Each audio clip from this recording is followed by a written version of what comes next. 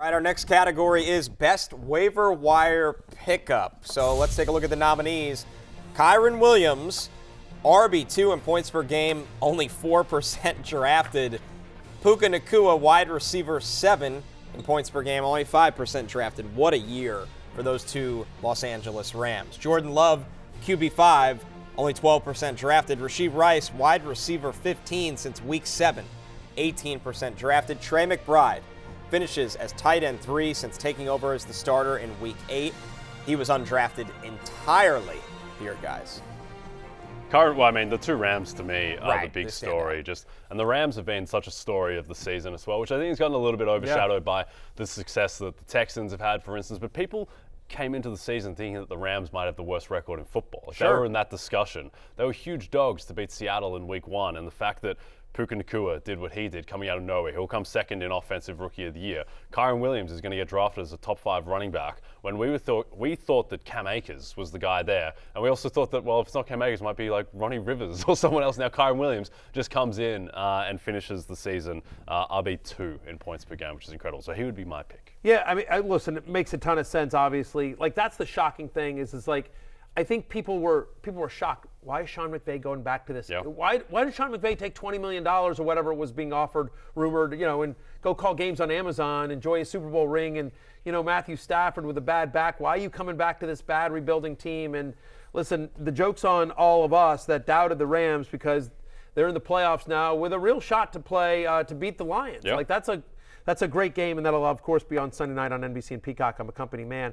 Kyren Williams, I think that we thought there would be volume there, cheap volume on the Rams, but we all thought it was going to be Cam Akers, who'd had this sort of weird up and down year, but came back and looked like he was going to be the guy. And then not only do they, the first game of the season, you're like, uh-oh.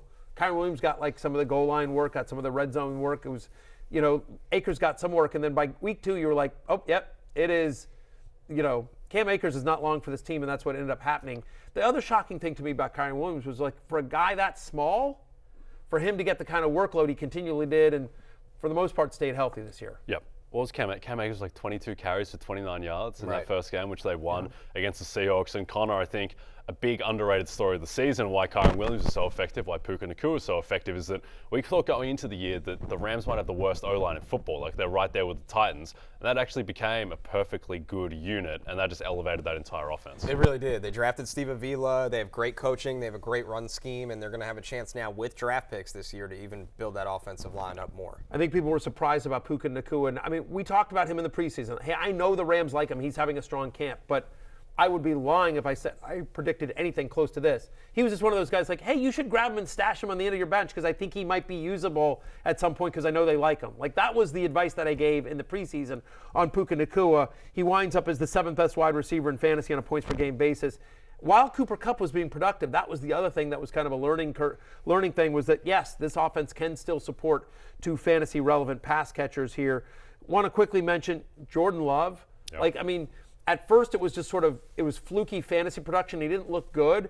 And then over the second half of the year, it was legit fantasy production along with, oh yeah, this guy's an NFL quarterback. This guy is a legit NFL quarterback. And again, he also led the Packers to the playoffs. Statistically, by a lot of measures, we talked about this yesterday, Jordan Love was the 5th best quarterback in the entire NFL, as well as being the 5th best fantasy quarterback on a points per game basis. I mean, he did this, to your point, with Dave Bakhtiari goes down. It's a revolving door at receiver all year. No continuity with Christian Watson. So super impressive from Jordan Love. Also super impressive from Rashee Rice, who just showed flashes the first half of the season. We're always wondering, is it finally going to happen? Why don't they throw it to him more? And they started throwing it to him more, and all of a sudden he's developed into a weapon that could be the difference between Kansas City going to the Super Bowl or not. He was fantastic the second half. Since week 7, he was the 15th best wide receiver in fantasy football. And if the Chiefs do anything in the playoffs, because it's been a tough road for Kelsey. It's going to be Rashee Rice and Isaiah Pacheco that make that offense go. And then finally, Trey McBride. Once Zach Ertz got hurt and Trey McBride took over as a starter in week 6,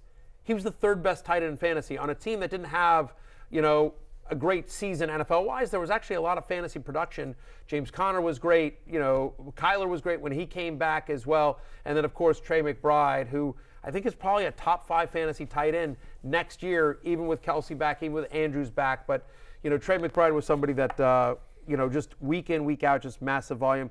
And one guy I would just want to mention here, because there's a couple of guys that could have made this list as nominees, but how about Zach Moss, who's another guy that everyone's like, oh, it's Jonathan Taylor, but then he was, and people weren't sure, is it going to be like Deion Jackson week 1? Because Zach Moss was hurt coming into the year.